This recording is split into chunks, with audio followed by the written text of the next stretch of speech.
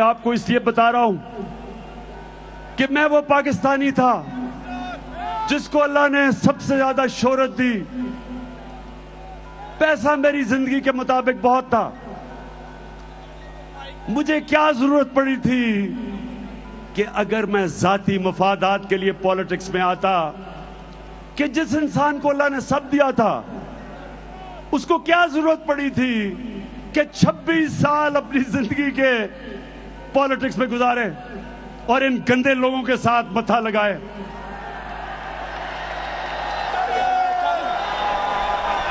وہ اس لیے اور وہ اس لیے کہ پاکستانیوں, میرے ماں باپ,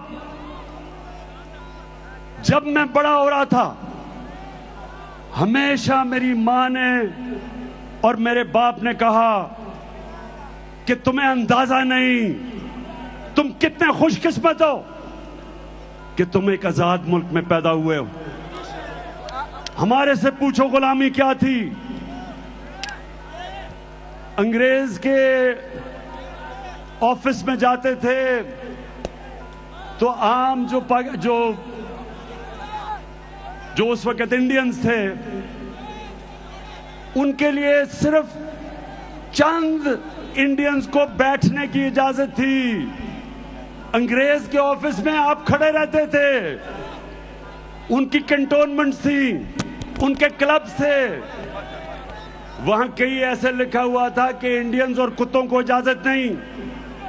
یہ ہوتی ہے غلامی. تو میں بچپن سے اس چیز کا مجھے احساس تھا اور میں نے اپنے ملک میں احساس کمتری دیکھی انگریز کی غلامی کی وجہ سے. اور ہمیشہ جب میں کرکٹ کی کھیلوں میں جاتا تھا تو ہم وہ ٹیم جو کوئی میچ نہیں جیتتی تھی, کرکٹ کی گراؤنڈوں کے اوپر آہستہ آہستہ ایک وقت آیا کہ ہم نے انگریزوں کو بھی ہرایا, دنیا کو ہرایا, ورلڈ چیمپئنز بن گئے. اور مجھے فخر تھا اس چیز کا کہ میں نے اپنے ملک کو اوپر لے کے گیا. لیکن مجھے ہمیشہ افسوس ہوتا تھا کہ جب میں اپنے حکمران, کوئی باہر سے گورا آتا تھا اس کے سامنے ہاتھ باندھ کے کھڑے ہو جاتے تھے. شرم آتی تھی مجھے.